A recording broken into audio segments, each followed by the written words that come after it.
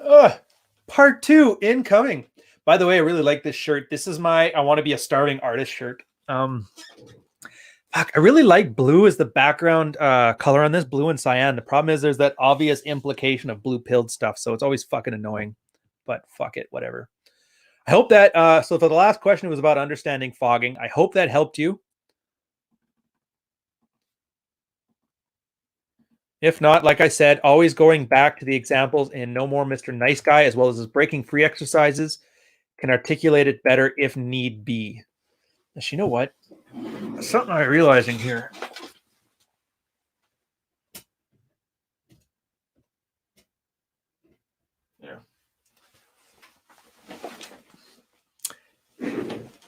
Every time I talk and make it purple, I guess I could do the purple. Oddly enough, purple tends to come across on the camera as like a white color. So either I need a stronger gel filter or maybe just manually do it with like doubling up on the red and the blues, but we'll see what happens.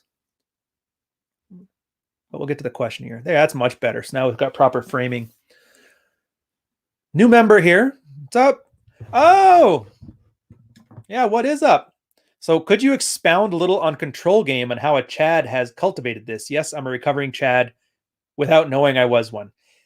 Deceptively common problem, by the way. I've done maybe like 100 calls since starting this over the year, which is crazy. Think about it. It's actually a lot of people. Fuck, it is. A good 20% of them were recovering Chads. I'll show you a great example. Whisper did this one actually.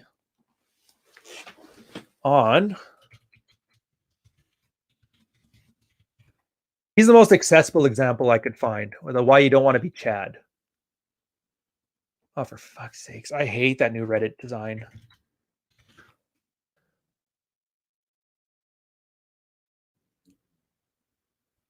All right.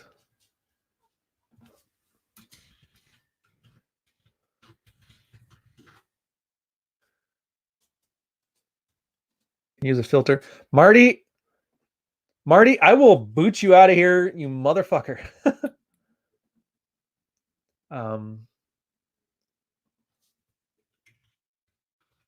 Where in the fuck did it go? Come on. The Reddit search is even worse. Control Game.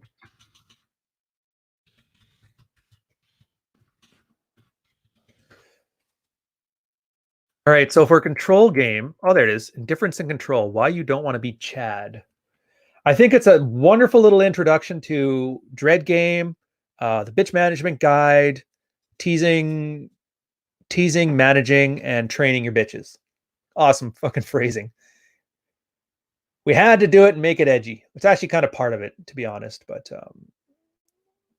indifference and control. Why you don't want to be Chad. There she is. And this is kind of when we're talking about control games. So there's indifference and control. Indifference is being aloof. Control is obviously control. Now, when you hear control, there's a lot of baggage attached to it, as in like telling a girl what to do, being that needy dude. It's not what we're talking about here. And he brings up a great point on why. Actually, I guess I'll put the link in the chat here too, so you guys can look back on it. Plus, it's good because I go back on these things when I archive them. So at least I know what the links are that I was talking about. Yeah, I could use that, but I'm a classic boy, whatever. So it's not that blue-pilled guys or Chads don't have a good understanding of game. They understand it great. In fact, they probably internalize it to an extent that most guys never will. But that's the thing. You're so good at it and you have so much abundance, you have a relaxed and a indifferent approach towards relationships, which is a display of higher value. It's what we describe when we say being aloof. So he doesn't have techniques for making people attracted to him. He just doesn't give a shit because if she isn't into him, he'll call a different girl. That's abundance. That's the same as girls. Like Chad basically has the same level of abundance as a girl does. Nothing really bothers them, and so they're indifferent. And that indifference is an attractive quality. But here's the problem. Eventually, Chad may want to be a dad. Chad may want to settle down.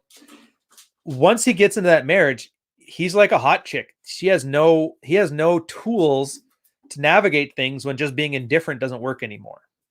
And if you're a family with a house and kids, even if you are still a Chad, even if you still got that abundance, control is really important. And you've never developed the skill because you've never had to. And this is why Chads have a bit of a different problem.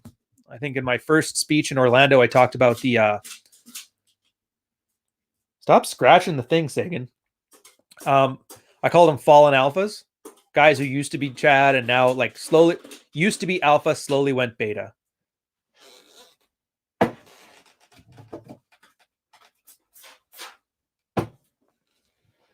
Give him a piece of the spray bottle. So yeah, you have to develop control game, and the whole idea of control is dominance. Now, another post for this one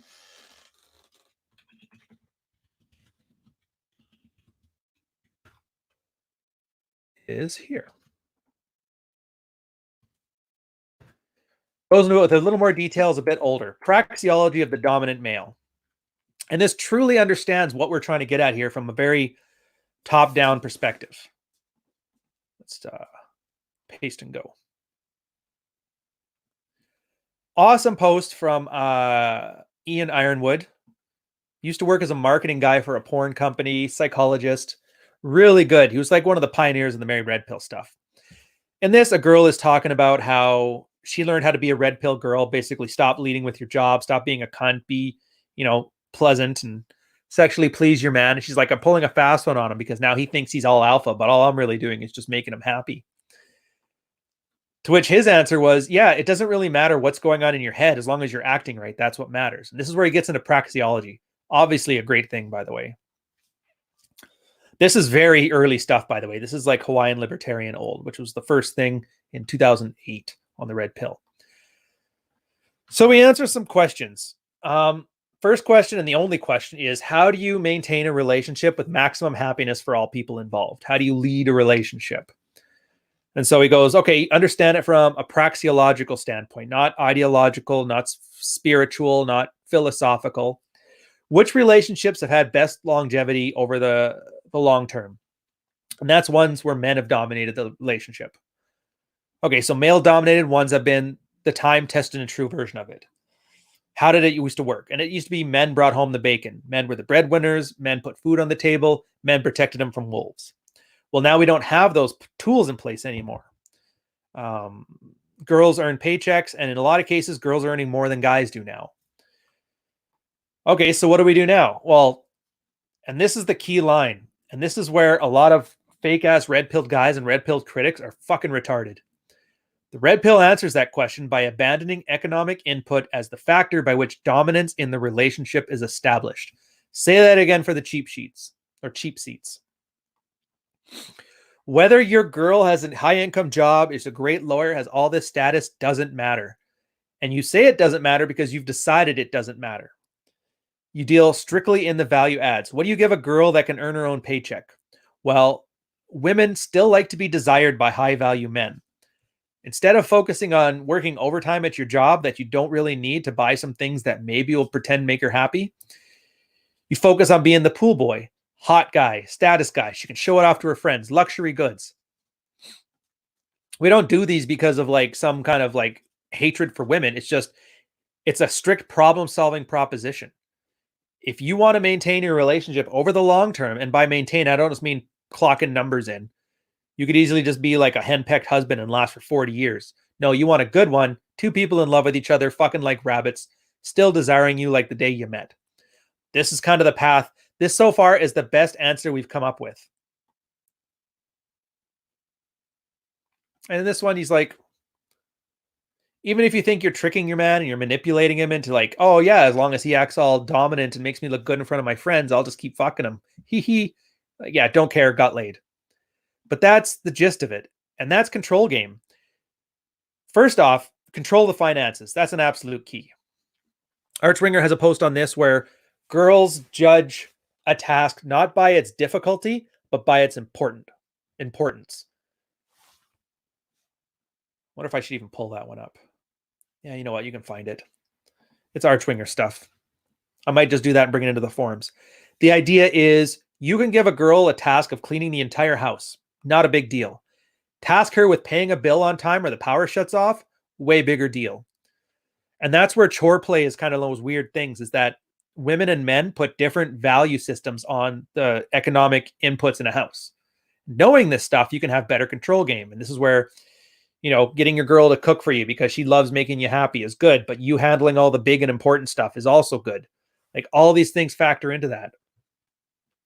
So relationship game is control game. Now, it's an entire topic. I could waste hours talking about it, and I won't do it so much here, but I mean, then he talks about the first step to having an LTR, which is the human sock puppet bitch management guide. I guarantee you it's on the forums. You'll see it there. That's an understanding when to invest control game. And that's based on the input you're getting from a girl, her emotional investment. Once you're there, it's about leading her. And this isn't just about, doing the chores or shit like that. It's about her emotional state too. Manufactured drama is a perfect example of leading in a relationship, being dominant in a relationship. Girls love drama. They love having drama. And if you don't give it to them, they're going to get it elsewhere and bring it home. So instead of taking a reactive standpoint to that, you're taking control of it. And that's manufactured outrage, push and pull, starting a bit of drama. Dread is another great example of that. Passive dread, switching into occasional bouts of active dread. A lot of guys who are like physically abusive take the extreme version of this. I'm sure you guys all know the trope of a guy who beats his wife and she still backs him up and keeps going back to him, even though everybody tells her not to. You know why? Because he's got 11 out of 10 control game. Now, it's not a good strategy as a long-term solution. It's illegal, so no, but be aware that that's an extreme example of a system that works very well and taps into the limbic brain of men and women. So that's a good introduction, I think, in control game and why it's important. So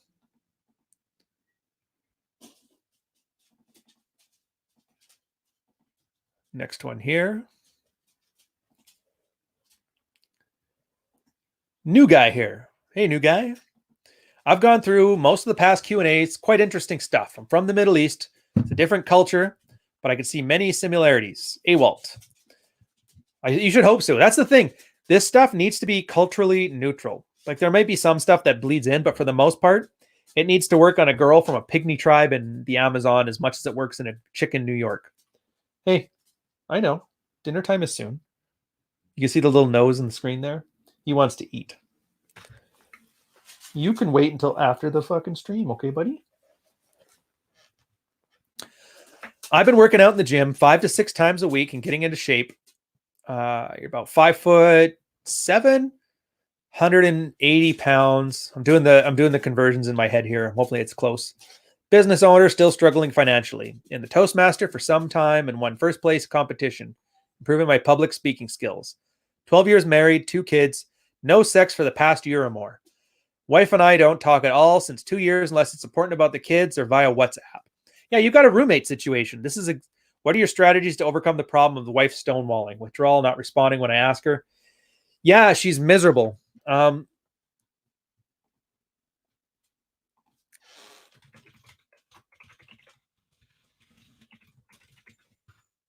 me see if I can pull this one up. Hey, you're not going to like this, but I think you need to see it.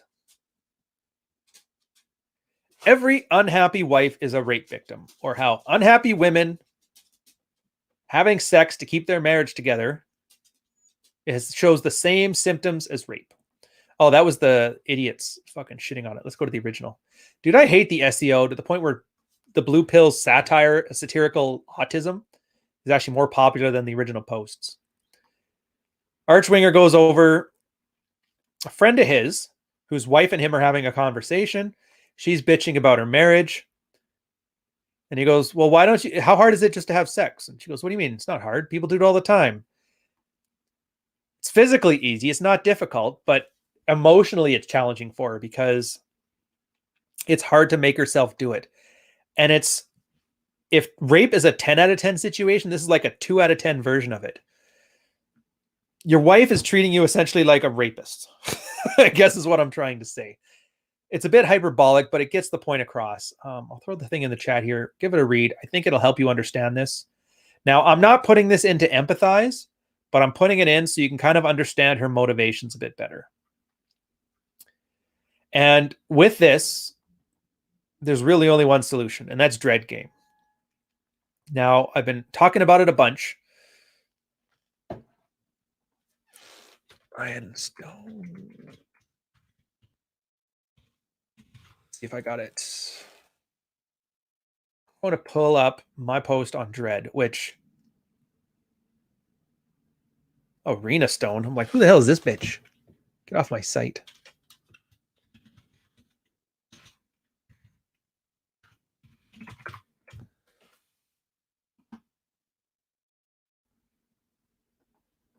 I'll pull it up.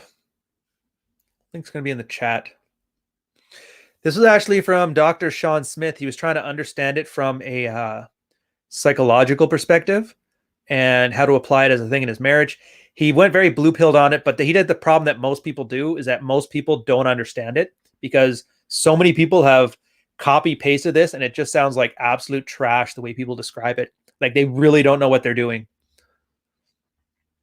So I went in with the good doctor and decided, well, I'll just correct him on the record because we've always been good. Sean and I talk a lot. We've hung out a few times. I know he's coming from a good place. He just likes adding rigor to it. He doesn't like just accepting things as wholesale, which is awesome. So then as I got into it, the Blue Pill Professor's book, a lot of the stuff we had on Dread, a lot of the field reports, it turns out a lot of the material was out of date. So what you need is Dread. I would still say the best source for this is a book on Amazon from a guy whose pen name is the Blue Pill Professor about Dread. Purpose of it is your marriage is basically over. It's dead already. You're roommates and you're taking care of a kid. But you still want to have sex. So you got to sort that out, especially after a year. You're basically celibate at this point. And it's not like, I'm sure your wife is perfectly happy to cash paychecks to live in the whatever lap of luxury you put her in, but not enough to be happy and enjoy your time with it. So the purpose of Dread is to accept that your marriage is over. Use her as a sparring partner while you build up your value over the course of the next 12 months. So that way that guy can make a choice on who best to keep in his life and who to remove based on how valuable they are to him. It's branch swinging, but with a monkey branch or with an olive branch. Branch swinging is something women do where they don't leave relationships until they're ready on the next one. And did I put it in there? Okay, I did. So what you can do is you go through it, and this is a very, very quick synopsis of it. A quick 10 steps. It gets you to understand what the process is to basically leave with a great amount of options, as well as your legal options. Every step is like chapters of stuff in a book. So there's a lot to it. There's a lot of work. Lifting is a very small part of it. I would suggest you familiarize yourself with the concept and get working on the process. I wish I could expand on it, but it's one of those things that after the first 100 times running through it, for the most part, you can just run this like an instruction manual and you'll be just fine. You may not end up with the same girl at the end, but I guarantee by the end of it, you're going to have a much happier life and your kids are going to be much happier for it because you're going to be a much better example of a father to them. So it may not be the answer you want, but I guarantee you it's the answer you need. You have a few follow-up questions, so let's get to those. I read Mastery a few weeks ago. What other books are good to learn game with the wife? So yeah, you're kind of getting ahead of yourself on this one. As far as books for gaming, there's a few that would be worthwhile for you. There's we're going to start with like the easy stuff. And Ironwood 6 moves.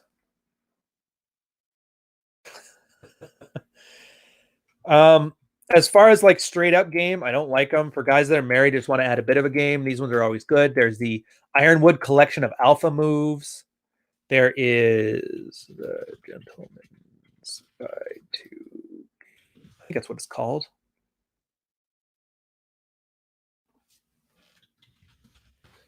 Gentleman's Guide to Pickup. It is. All right. So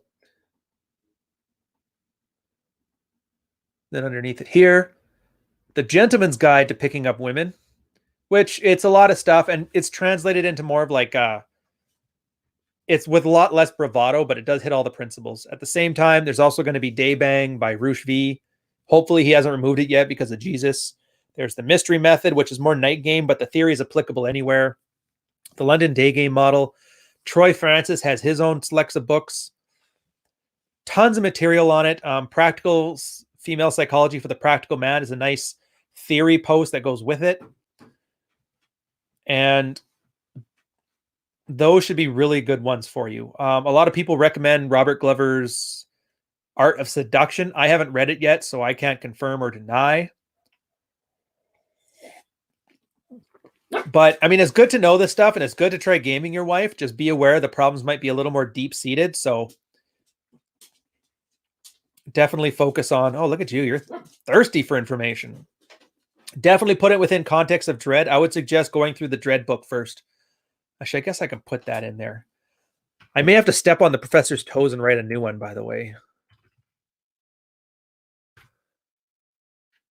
That's the problem, is that there's a very... he's missing frame in this. Like, I get why he writes it the way he does, but it kind of ignores frame, which is really fundamental. It still frames everything within the female vantage point, but I've added in there as well. I would say focus on this one. Saving a Low-Sex Marriage, A Man's Guide to Dread, Seduction, and the Long Game. Next question, Q3, you mentioned 5x5 gym exercise. Could you please elaborate a bit? Yeah. Dude, do I not treat you all day? I give you treats. I gave you shredded pork.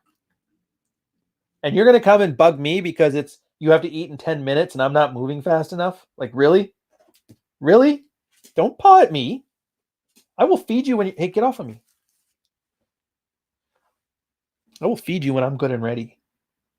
Go play with your toys. Go. Out. Out. And you can wait. How's that for obedience? Here's what... I'll go to the site first off. Why do I suggest Strong Lifts 5x5? Talk with any fitness coach and they will tell you it's a subpar program, blah, blah, blah, blah, blah. Here's why I suggest it. Most guys that are in troubled sexual marriages either haven't lifted or haven't lifted in a long time. Strong Lifts 5x5 is a time tested and true, very basic program that's built for a foundation of strength. It's shit simple, it's completely documented, and it's impossible to fuck up. There's no fancy maneuvers. It's not like CrossFit where you're going to injure yourself with barbell squats or stupid shit. Not barbell squats, I mean kettlebell squats.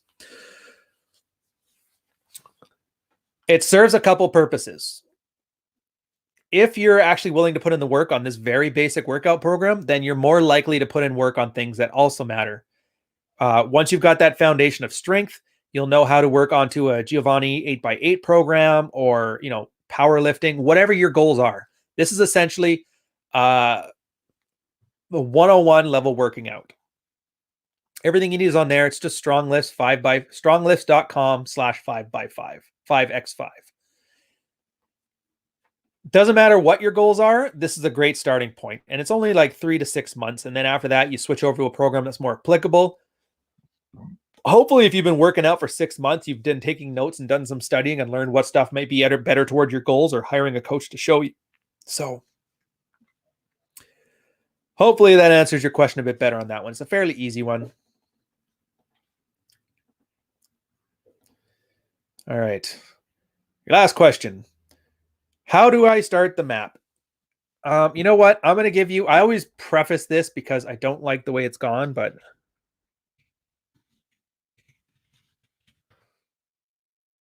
Now, Dread, for the most part, is a map, but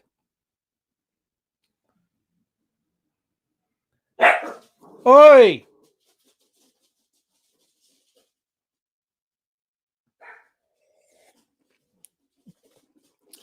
I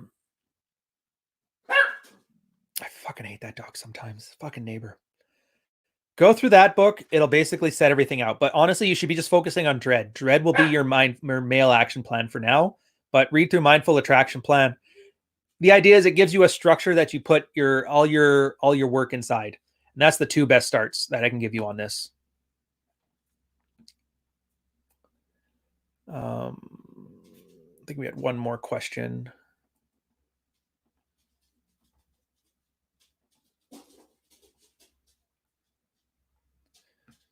Ooh, I like this one. I understand why men suggest not to move in with your LTR if you're not married. However, marriage is a shit deal What are alternatives to marriage? In Ohio, common law marriage is not recognized. Yeah, honestly, I know why Rolo said that one, that don't move in with a girl you're not planning to marry within 6 months. But I'm from a common law area. I did that. She moved in, and the government of Canada considered us married. That's what common law marriage is. Live with a girl long enough that the state will assume you're married and tax you accordingly. I get into why they did that and all that bitching, but that's beside the point. The point of this one is, what do you do? And honestly, if you're looking to settle down, that's fine. Don't let random internet people tell you what to do or what not to do.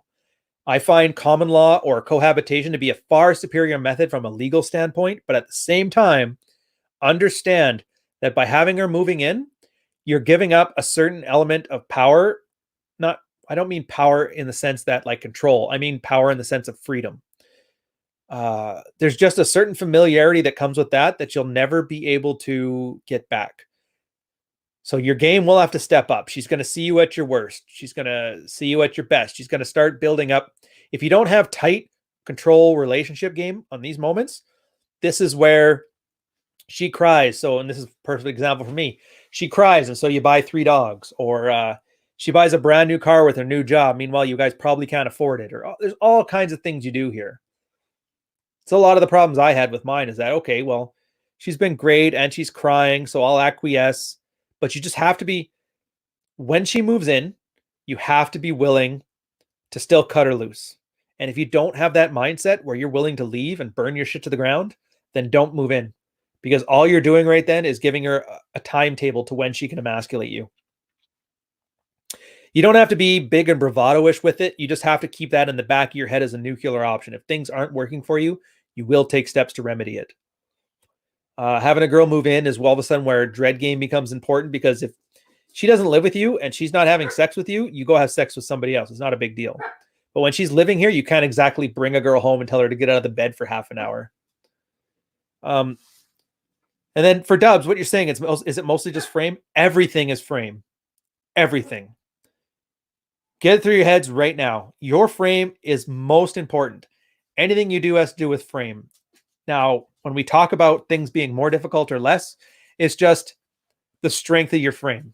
And it's nothing that's going to break. You literally have to change your reality around it. Some quick things I would suggest if you're going to move in with your girl: keep your finances separate. Girls are bad with money. Girls probably have debt. And you mingling finances is just going to obfuscate things, and you're going to find money just disappears. It just happens. Secondly, find out what her finances are before. If she wants to move in, you have 50 grand saved and she's 50 grand in debt. Well, then eventually the conversation is going to come up that for the benefit of the family, you should just put that 50 grand on the debt. No. If she wants to move in, she can fucking show that she's worth it. Start paying down that debt, and I won't be touching it. And then hate her a little bit. It's part of growing up, but just there's going to be a part of you that just can't stand your woman. That's fine. Keep that side and keep it close, because when she tries to manipulate you into dumb shit, that's what you're going to need to draw on to hold your boundaries. Especially if she's blowing you a lot and you're like, oh, this is the greatest girl ever, and she made me a sandwich. Meanwhile, she's like, I want to paint the house pink. And you're like, well, I probably should reward her, and I don't really. Like, no. At that point, it's like, what the fuck? Fuck you, bitch. I get mad at my girl all the time. Like, not really mad, but a little bit mad. But she sometimes does goofy things, and I'm just like, I'm not putting up with it. But here's the thing. Aftercare is always good. But yeah, hate her just a little bit. Don't be afraid to nuke things. Keep your finances separate. Make sure you obsess her debt situation before you even think of moving in. And I'm going to say this knowing that you probably won't, or you're going to say again. Knowing that you're not going to do that, and you're going to hamster away whatever debt she has. And maybe she doesn't. I don't know. But yeah, those are the biggest things I could say. Now, if you get all that stuff together, here's the thing, though. If she has a huge amount of debt, even though she's a really good woman otherwise, that kind of lets you know that you might be in for some problems, especially if you guys have been dating for a year or less. By the way, if it's less than a year, don't be calling it an LTR. A girl in debt can keep her shit together for a year when she doesn't live with you. A girl that lives with you in 6 months that has horrible impulse control and no longer has to keep up a facade turns into a nightmare very quickly. So, yeah, when I'm going to hammer the debt thing then. just make sure you follow that. But anyways, on that note, I think we're through the list. So we're going to end it there. I'm going to go feed the dogs. I'll see you guys tomorrow. Definitely for Rule 0. See, now that's awesome. She makes more money, just luxury good. At this point, control game is going to be your key. Keep your finances separate. Have a pot in the middle. Make a separate joint account that's just for bills and all that stuff. And do all the math. Do the finances. Do a spreadsheet. Whatever you have to do, and give her a dollar amount. If you want to live here, $2,000 goes into this account every month, and I'll handle all the bills and shit. You're still taking control of the finances, but you're keeping that segregation of duties, which allows. And I know some guys suggest that you take all of her money, take her paycheck, and some girls like that. If that works for you, great. Me, I don't like that. Like, no, you just make sure you pay off your credit cards every month. If you run into problems, you let me know and we'll deal with that. The first 6 months of doing that, I pretty much had to, double check her figures because her debt was never quite what she thought it was, and it was always worse. But yeah, just make sure that X amount is always in the joint account by the first every month, and we're good to go. I like that too because I like training her for fiscal responsibility because I just know there's going to be times when I screw up, and I like knowing that she would have my back after we worked together on it a lot. But again, my buddy, his wife earns way more than she does, like by an order of magnitude more, and he earns good money. He earns as much as I did when I was like peak corporate. Yeah, in that case, you just take it and run it. And that's the thing. The economics aren't what make you alpha. They aren't what make you run the household. If she just hands over the checkbook and you manage it, that's great. Do it then. But just be deliberate about it. Don't waffle, and don't give control back because she's being good, because it's just a ticking time bomb. But anyways, like I said, on that, I'll let you guys go. I'm going to feed the dogs. Rule 0, I can't remember whose channel it is. I think it's on John's channel. And we're going to be doing a topic that is near and dear to some people's hearts. I'm kind of mixed feelings about it. We're going to talk about red-pilled Carlos Mencia types, basically stealing content. I mean, the stuff's all open source, so anybody can steal whatever they want. It's no big deal. The problem I have with it is when they steal with it haphazardly and they turn it into listicles. 7 reasons why hypergamy is wrong, and number 5 will surprise. Like, I hate that shit. You can tell a guy is just literally playing with shit he has no idea about. And that's how we ended up with getting this horrible impression of dread amongst people teaching each other that just dread your bitch, man. And my girl would never put up with. And then you're like, fuck off, everybody. None of you have any business being here. So that's the angle I'm taking on this. Idiots playing with dynamite, blowing up their hands. I'm thinking of taking a week off from Red Morning. I might not. I'm not sure yet. So just stay tuned. It's fine. It's not that I can't think of a topic. I got a great topic. I talked about dread last time. In this one, I was probably going to talk about some other concept we don't talk about much and most people don't get. Like Rolo talks about hypergamy and very top-end stuff. Rich is chasing excellence. John kind of hides some good single stuff under jokes. I really do like talking about the relationship stuff. It's really good and in-depth. Oh, dude, sleeping in. I wish the military has fucked me for life. I slept in this. Well, I drove the girl to the airport and got back by about 5:30. So I'm like, I'm going to sleep in today and get some work done. Slept until like 7:15. I was like, oh, that's amazing. Wasted half my day already.